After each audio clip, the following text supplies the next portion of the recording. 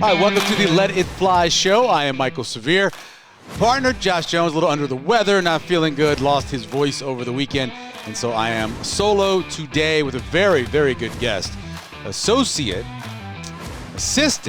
head coach for Creighton University's basketball program, Alan Huss, will join us on the show, and we'll chat with him about a bunch of things. Of course, returning back to Creighton to be the coach in waiting, the next in line to take over the Creighton Bluejays. But we are, as always, at the Let It Fly Sports Bar inside the beautiful Capitol District. This is a Tuesday night, but it's kind of hopping. There's like a little party going on over here. There's some stuff happening over here. It's just, you never know what you're going to get downtown, across the street from a place like Steelhouse, around the corner, a place like CHI, down the street from a place like the Holland Center. And so because of that, lots of events going on, but whether you're going out to a concert or leaving a concert, great place to stop by. Take advantage of all the great specials at Let It Fly Sports Bar every single day of the week, whether it's Monday where you're getting pizza specials, Tuesday, tacos, of course, and then Wednesday, you have the dollar wings, and Thursday, a great special. They have a great steak and frites, which is simply a steak and french fries. And then on Friday, French Dip Friday as well. The French dip is outstanding. Also outstanding is our presenting sponsor, Bud Light. We appreciate them for making everything easy. Whether you're watching a basketball game, whether you're watching the hockey finals, no matter what you're doing, making it easy to drink and easy to enjoy, Bud Light is your path to making it easy. And another special happening here at the downtown version of Let It Fly, and that is a $4 Red Bull Watermelon Margarita. This is an outstanding drink. I don't drink myself, but I've smelled it, and I know people have had it. They love it. It is very good. Check that out as well, the $4 Red Bull Watermelon Margarita. Don't forget about reverse happy hour and regular happy hour as well, all of that going on. Before we get to our guest, Alan Huss, let's get to the headlines. Number one, and not surprising, NBA Finals starting on Thursday night.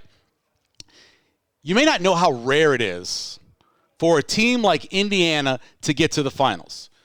Teams like Indiana, where they're 28-1 to get to the finals, will occasionally make a conference final, whether it be the Eastern or Western Conference. They'll make that. But most times, they fail. Over the last 30 years, we've only had a team like this 3 times. That is it. A team with this long of odds to come out and go to the finals. Matter of fact, right now, according to several different betting organizations, for the series, Indiana is minus 700. Minus 700. Think about how much Oklahoma City was favored over Minnesota, and that was just minus 350. This is twice as big over the Indiana Pacers. Pacers are plus 500, showing you that it is it's going to be a monumental task for the Pacers to win this. Now, with the pace the Pacers play, if they're shooting the three well, it's certainly a possibility. Halliburton's playing well. They're rebounding like they need to. And if Oklahoma City continues to shoot poorly from three, which is the funniest thing about this, they have had, I think it's an average of like 19 points they've won by at home in this playoffs. That's with not shooting the three well. So if they ever get hot there, obviously Indiana's in trouble. But that game and that series begins on Thursday night. It's kind of hard to pick anybody but Oklahoma City, and I would guess you'd probably take them in 5. At most, you maybe bet 6. There's a lot of people I see looking at betting the sweep and talking about the sweep. I would probably say they call it a gentleman's sweep, where maybe OKC goes up 3-0. Indiana wins 1, something like that. And so that's certainly big favorites, OKC, going into this finals. College Football Hall of Fame ballot came out early this week. That was on a Monday. We're taping this on a Tuesday. It'll come out on a Wednesday. Big names. Bunch of Heisman Trophy winners. Now, the College Football Hall of Fame has certain qualifications. You have to have won a major award or been a first-team All-American some point during your career. So you're an Outland Trophy winner, Lombardi winner. Maybe you were a Heisman Trophy winner, and you fit into it. In this class, you have Cam Newton and Robert Griffin III. You also have Kajana Carter, 3 of the Heisman Trophy winners on here. A bunch of other guys that finished close. Ryan Leaf, who was number 2. Brad Banks, who I think was number 3 or 4 on the Heisman voting. And you also have a guy who finished pretty high and should have won it in Ndamukong Suh from the University of Nebraska, all in the 2026 College Football Hall of Fame class. I'm always surprised when the list comes out, the people that aren't in yet. I'm like, that person's not in yet? And a great example of that, and I know there's rules for winning an award, being out of college for 5 years, different things like that. Here's one. Marvin Harrison, University of Syracuse. I thought Marvin Harrison would be already in. He's a great college wide receiver. Went somewhere like 20, 21 in the draft. Obviously had a great pro career, but was a great college wide receiver in both the option offense that Syracuse ran early in his career and then the passing offense with Don McNabb that he ran later in his career. So, yeah, certainly a guy that I thought was in. Eric Bieniemy. A lot of people know Eric both as a coach now, and then if you're a Nebraska fan, you know what he did for Colorado and how he ran the option for them. Marshawn Lynch is on the list. I'm like, this is a really good list. Simeon Rice, I believe, was the third or second overall pick in the draft. Peter Warrick from Florida State is on here.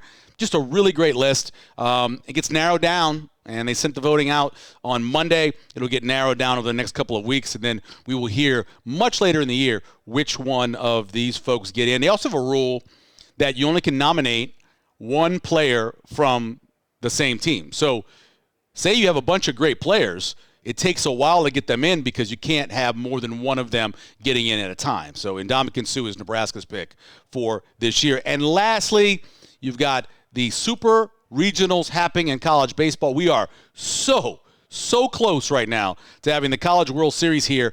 And the big story, 14 SEC teams enter, just 4 remain. I got that wrong. 13 SEC teams. 4 remain, and 2 of them are playing each other. So either Tennessee or Alabama is going to get here for sure.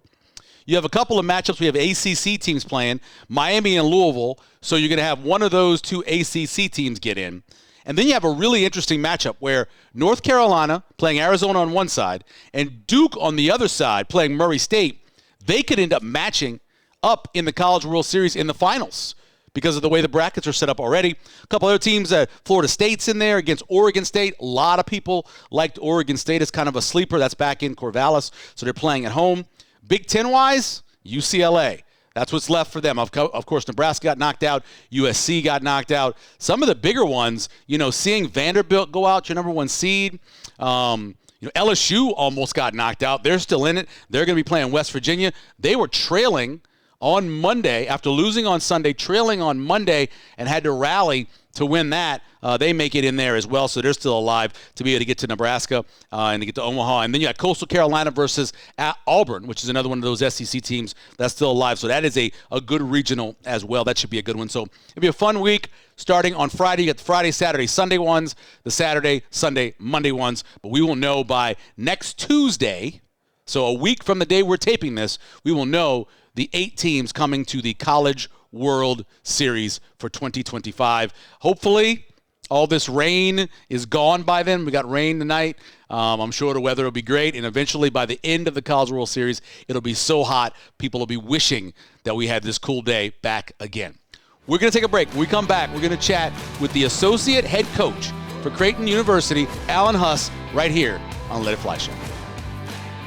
All right, welcome back. We are joined by Creighton Associate Head Coach Alan Huss joining us here on the Let It Fly Show. Welcome back to Omaha. Appreciate it. Glad to be here. I'm assuming you've heard that a lot. A few times. I was a kid who traveled a lot, who moved a lot. I know it's not easy, parents having to move jobs. A little bit easier, though, since you have one kid going off to college and only one still at home. I don't know that it's ever easy. The change falls, unfortunately, on my wife, Yeah, largely. Both the emotional support for my kids and a lot of the logistical things that are less than glamorous that you have to take care of when you move. But, she's a trooper. We'll make it through. I'm assuming that coming back to Omaha, though, the one kid you still have at home has got friends already kind of established? Yeah, my oldest one graduated from Duchesne a couple of years ago, so she's still got friends in town. And then she goes to Truman just down in Missouri, so she can pop back here from time to time and knows plenty of people. And then my youngest is going to be a junior in high school, so she definitely knows her way around and she went to St. Roberts for middle school and knows a lot of the kids over there. Yeah. She played basketball too? She's more of a volleyball player than basketball. It's good for this state. Yeah, I hope so. We'll see if she can make a team. No doubt about that. Why Truman State? Why did your oldest decide to go there? She's a basketball player. Yeah. So she wanted to I guess just wanted to play there, like the coaching staff and all those things. Yeah, cool. Alan Huss joining us here on Let It Fly Show. So you're making this decision. Does Coach Mack call you first? Does you see him somewhere, or how did it first start? He called me, and like a lot of things, I thought it was more lighthearted conversation. It probably was at first. Yeah. When he bounced the idea off me, and we were in the middle of our season, so it was difficult to put a lot of time into it at the time. But it's something that happened really quickly once I actually got some legs late in the year. I know when you get an announcement or you get a call like that, then you call your wife. Like, what did she say when you first brought it up? To be brutally honest with you, I didn't bring it up to her right away. Oh, wow. Just because I didn't want to get her wound up on the idea of potentially moving back to Omaha. I wasn't sure if it was real. So it wasn't until it became real that we had our first conversation.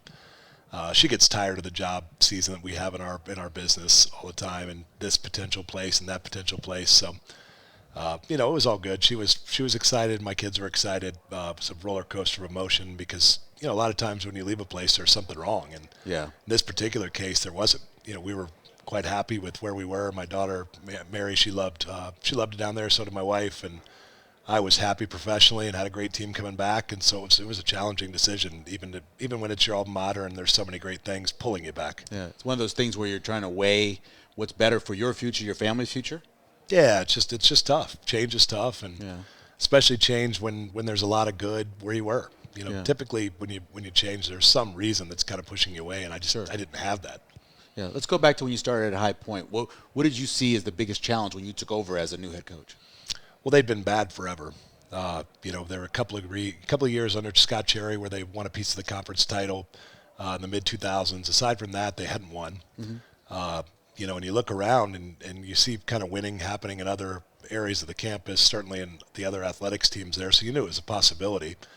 But we just had to reprogram thinking there, and we had to come up with some new ways to do things. We had to be a little bit more intentional, I'd say, with kind of our development plan. And the one thing you have when you go to a place like that with no tradition is no tradition. Sure. And so you've got to win that initial battle with recruits of just like why High Point, why the Big South, because I just haven't had a ton of success in either of those. The Big South hadn't won a lot of games in March, and it had largely been a one bid league and usually a 15, 16 seed, and we had to prove to people why we could change that. And fortunately, we had some things go our way, and we were able to pretty quickly.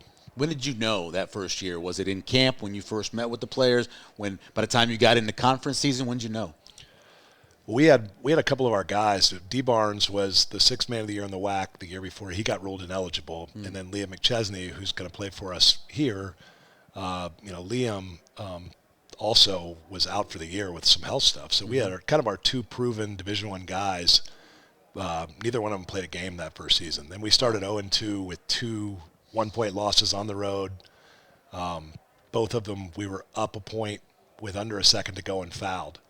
And so we lost at the free throw line. Our first 2 games started off 0-2 in Division I games that year. And so, we had a little bit of a roller coaster early on. We won. We had both seasons. We had the nation's longest winning streak for a portion of the year. So we obviously figured it out after Christmas sometime both years that we could be pretty good. You said the first couple of games. Was your last game coaching here the foul against San Diego State? It is, and That's the official crazy. that made the call did my first home game at High Point. Really? So yeah, we tied it all together. Yeah, you remember that guy pretty well. Alan Huss joining us here on Let It Fly Show. What is it about coaching, being an assistant coach under Mac, that helped you most when you took over at High Point? I mean, there's a whole series of things. The way he handles himself, the way he treats others, but then aside from just those general kind of personality traits or just the ways in which he handles himself outside of basketball, inside of basketball all the time, there's also the fact that he empowers assistants. Yeah. The way we compartmentalize our program, whatever your particular area is, you have like a lot of autonomy in that area, and it's sometimes it's a little bit. It can be a deal that can mentally mess with you a little bit because you got a guy sitting behind you that's willing to watch you mess up a few times and learn as just to be a part of the process. And I think that piece of it, the fact that he's secure enough in himself to allow his assistant coaches to have opinions. I think oftentimes he allows us to have dumb opinions, even when he knows that the right answer is something else, but he understands that's part of our process, and that it'll be more impactful to us, to our program, to our career, if he kind of lets us work ourselves through it in our own way. Yeah. And I think because of that, you move into your own space and you're ready. You don't have to learn those lessons. You've already learned them with Coach Mack, kind of, standing above you, hovering above you to throw you a lifeline whenever you need one, which inevitably happens when you're an assistant and you're trusted with a lot of power. Yeah, it's almost like more like a residency. Like you're going through and you're putting your hands on heart surgery, on OBGYN. You're getting to touch a little bit of everything while you're going along, so you got to know what to expect when you get to take it over yourself. Yeah, maybe not quite as impactful to the world as residency and the medical profession, but no, I think it's exactly that. You get a lot of hands-on experience. Yeah. I was able to really jump in and have an opinion in recruiting and some of the offensive conceptual stuff, and even the game planning.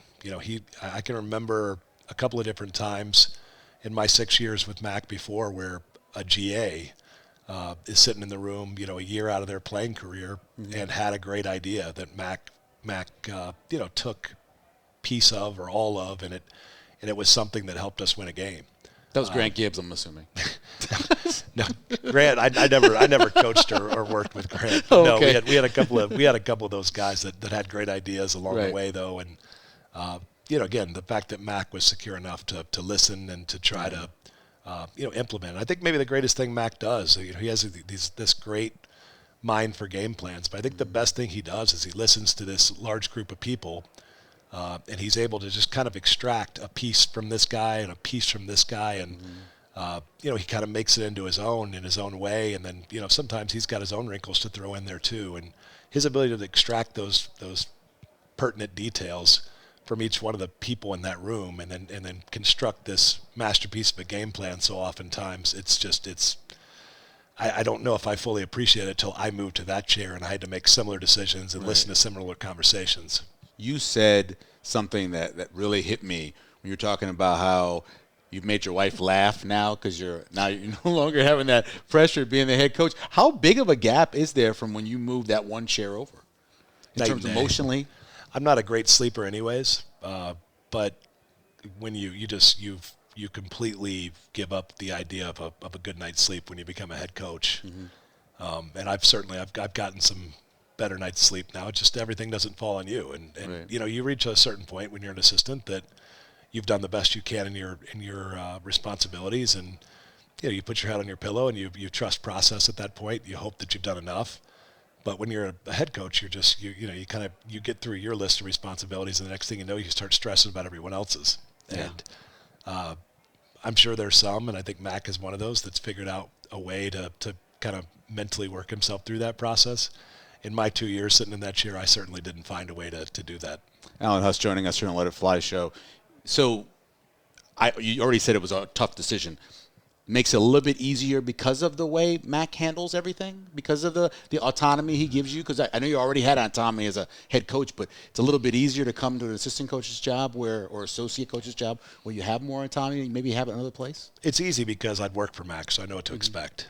And I think in a lot of ways, Ryan replaced, or he came in for Paul Lusk, who had a lot of responsibility, and Ryan leaves, who had a lot of responsibility. So I knew coming in I was going to have a lot of responsibility and a lot of say. And at the end of the day, this place it means a lot to me. So I want to see it continue to do well and win. If this is the way it has to be for me to get that opportunity, I'm working for Mac. If that's the worst that happens to me, I'm doing pretty well because Mac's one of the best in the business to work for. Offensive or defense? What side are you going to be more on? We haven't dove totally into that. I assume, at High Point we had the 8th ranked offense and the 3rd ranked offense in the country, and we were like 257 and 152 in defense. So maybe it's better that I focus a little bit more on the offensive side than the defense. But I think there's some takeaways, from things we did at High Point that can help both sides of the ball, help some of the ways we prep that I think some of my assistants brought me there that I think can be impactful for our program here. But I would assume I'll lay more on the offensive side of the basketball as we kind of move forward. And whatever the assignments are, schematically, this team's going to change dramatically on defense, right? I mean, you had Ryan back there for as long as he was back there. Certainly you could see more changes happening on that side of the ball. I think we've had some So I mean, I think we've got some big changes to make on both sides of the basketball. I mean, the pace of the offensive side of the basketball won't change, but I think some of the ways that we create advantage, just having Ryan down there that was such an anchor and a lob threat, is a little different than say an Owen Freeman who's playing that spot now, who's more comfortable on the perimeter as a passer and as a creator for himself and others. So I think just across the board, the way offense is ultimately about creating an advantage, getting two to the basketball, and then making the appropriate read. Right, there's a zillion different ways to do that, but I think you'll see us be more creative and come up with some new ways and maybe some new old ways. I mean, a lot of the ways we did prior to Kalk being here, we'll go back to some of those. Yeah. And, I think we're really excited about the possibilities. There's a lot of interchangeable pieces on this team, and even on the defensive side, I think we have a chance to maybe switch some screens. We've had such a wide variance in quality and size of defender in this program. With all due respect to Stephen Ashworth, as dynamic a player as he is, he's not a guy you want switching on to foreman necessarily. Right. He's not a guy that you want going to guard a 6'6" to 6'8" guy. He's a guy you wanted to kind of keep on his own matchup. So because of him, the last couple of years they've really stayed mostly with their own men and haven't done a lot of off basketball switching. I think you could see us maybe implement some of that type of stuff. And then obviously the pick and roll coverage with Kalk able to sit back there in that deep drop and essentially play, kind of like a goalie back there. We don't have that one single rim protector this season. Right. And the one thing with Owen is if you look statistically, he's been a guy that's protected the rim at a pretty high level. The one thing he hasn't been able to do that is do that without fouling. He's been somewhat foul prone. But if you look statistically, he blocks about the same percentage of shots that Kalk did. Kalk was just able to do that. His foul committed to block rate has been at or near the top of the country every year, which is just probably the most perfect metric for really determining true rim protection. And Owen's kind of on the opposite end of that. So he's got to improve in that area, and some of the other guys are going to play that spot. They've got to improve in that area. And so, we've got some big choices to make and some challenges ahead. And it wasn't even not just Kalk. Your top five, at least 3 or 4 years, they've been in fewest fouls. How has that mentality worked in the practice to get to that point during games? Well, I think it starts with Kalk. I mean, you can two things. Because of his ability to play drop pick and roll coverage, you're just not in scramble situations. So you're not in long closeouts. Largely you stay with your own man. And, they might make a shot over you, but they're going to make a shot over you. Well, we're going to have to be in some more rotations now. We're going to be creative as to where we rotate from and who we want to rotate with. But, we're going to be in some rotations. And to be fair, like the year before Kalk's freshman year with Christian Bishop, we blitzed ball screens all the way out to half court, and we played the entire game in rotation. So, we had a top 30 or so defense in the country that year, so it can be done. It's just going to look a little bit different. Alan Huss joining us here on the Let It Fly show. So the question is going to happen. Obviously, you're recruiting a high school student, you're recruiting a portal student. And they ask you, well, how long is it before you take over? How are you going to handle that? Well, I defer to the guy that's going to make that choice. Right. Max earned the right. Obviously, he's the one of the best coaches in the country, one of the best to ever do this, and he's earned the right to dictate his own terms. And I'm here to assist until whatever point he just tells me, you know what, I've had enough. And I think even at that point, he'll still be around our program. He's going to help us with some fundraising and roster management. And I don't know if he's quite ready to give it all the way up, even in a few years when he's done. Yeah, well, I'm sure he'll be playing a lot of golf. He'll probably play a little bit of golf, but I don't know if you can take the basketball out of his blood. I completely understand that, no doubt about it. So when you think about that, like, at what point in your career did you say to yourself, I mean, going back to high school even, when you were obviously probably thinking like most of us, we're going to go to the NBA. What did you, what point did you say to yourself, basketball coach is my future? It just kind of happened to me. I never said that. I took fell into it? I fell into it. I worked just a regular office job, then worked for a family business, and the basketball thing kind of came up as just a weird circumstances that all kind of came together. And I don't really believe in that sort of thing. I think I don't necessarily believe in coincidence, but it was for whatever reason, if God had a plan for me or whatever the case may be, I fell right into it. Every basketball door that I've had open, whether that was when I was a freshman high school basketball coach, to being a head high school basketball coach, to being a college basketball coach, to being a head college basketball coach, every door has always opened itself the way it's supposed to. I've never had a resume. I've never applied for a job. I've never begged for one. I've been really fortunate to work for great people and to have these opportunities just kind of present themselves to me. And I've had a lot of luck. And from the time when I showed up at Creighton with great players to, having a lot of great players to coach, I've been really fortunate and really lucky. How different of a team is this from the Mo Valley to what they are now, these 14 years later or whatever? I think the fun part about this is, even from the days that I played in the Missouri Valley, the character of the human being in our program has not changed through two coaches, and I think countless players that have come through this program. You just meet one good guy after the next, guys that are about the right thing. That hasn't changed, even with the elite talent that we have in here now. What's changed is the size, the physicality, the length, the skill level, everything. I'd like to think that we played kind of a pretty brand of basketball. We shot a lot of threes when I was here, but flip some of that film on, you find out really quickly it was ugly basketball, and it was poorly spaced, and sometimes I watch it and I go, what were we doing? So it's just the quality of everything's improved at such a dramatic pace, and it's just, for any of us that were here at that time, in the late 90s, early 2000s, like, it would have been inconceivable to think about us. Yeah. Even though we upset a ton of high major programs and had a lot of success, just the idea of us beating blue bloods for players like that would have just been inconceivable at that time. Yeah. Did you reach out to Coach Altman at all when you were thinking about this move? Oh yeah, I've still got a relationship with Coach, and he gave me a firm nudge in this direction too. So he got an assist too. Biggest difference between Coach Mack and Coach Altman in terms of their philosophy, the way they do it? I've had that question a lot.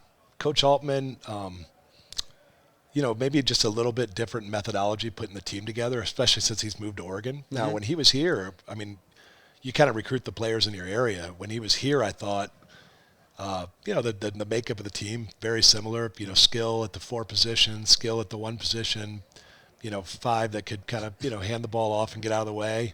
But no, it's the same deal. It's consistency. It's it's guys that want to be unselfish, guys that want to be a part of something bigger than themselves. Some of the schematic things are a little different.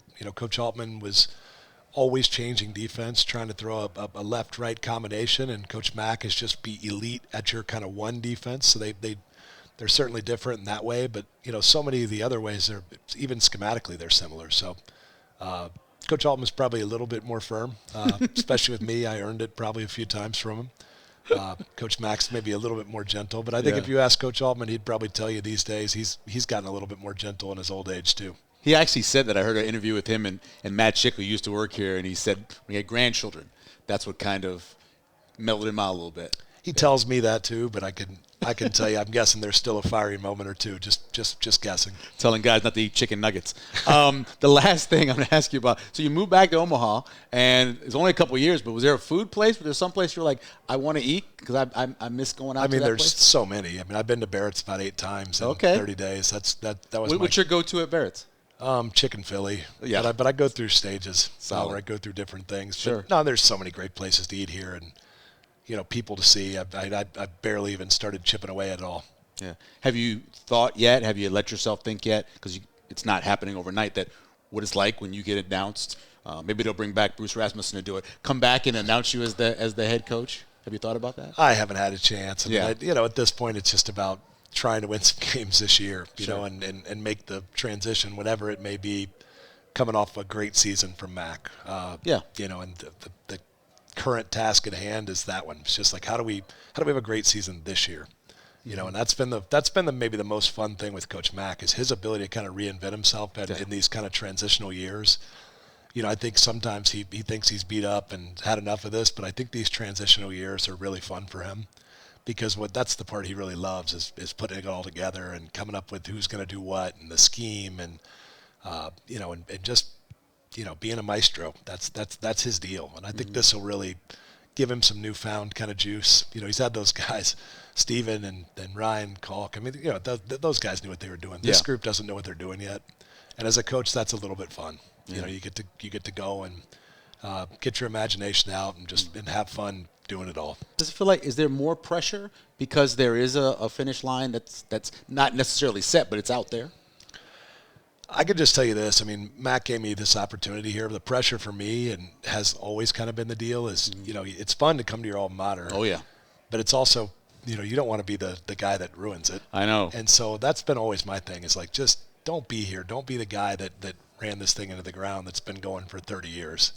Like, just let's give Mac a great year this year, and a great year the following year, and a great year the following year. Just keep stacking them up on top of each other, and whenever he says I've had enough, I'll slide over and stop sleeping again. Sounds good. Coach, we appreciate it. Thanks for having me. Thank you. Appreciate Welcome back to Omaha. Thank you. All right, special thanks to Alan Huss for coming in and taking part in the show. I'm sure Josh will be back next week. The interesting thing about the way Creighton is setting up, it's both this urgency, right, to get it done while Coach Mack is still here, however long that is. At the same time, you got to balance building your team with, yes, recruits, and that mixture of the portal. I think you can't really get out of line when you're a team like Creighton. I mean, still, in terms of budgets, they have a good one. We don't know it because it's a private school, but they're not in the 15 million, the 10 million. There's more like the 6 or 7 million group. So it's quite a challenge for Coach Mack and his staff to build this team for the future. Also, thank you to the man producing the show, Caleb, who is always nervous that making sure the audio works as well. Executive producer Mike Allen, who is the general manager of Let It Fly, both downtown and the Elkhorn West location. Special thanks, as always, to Bud Light for making things easy, for taking care of us through the winter, spring, whatever this is right now, into the summer, and of course in the fall as well, making it easy to drink and easy to enjoy no matter what sport you are watching. Also want to remind you, if you're subscribing and listening to the show on YouTube, please tell your friends. If you're not subscribing, hit the subscribe button, hit the like button. We appreciate it always, whether you're listening on Spotify or Apple or wherever you're watching or listening. Please like and subscribe. Helps us out an absolute ton. Next week on the show, we went over Creighton's portal class. We're going to go over Nebraska's portal class with the guy who covers Nebraska basketball like no other, Robin Washit. Probably a little football talk with Robin as well. That's all coming up next week on Let It Fly Show.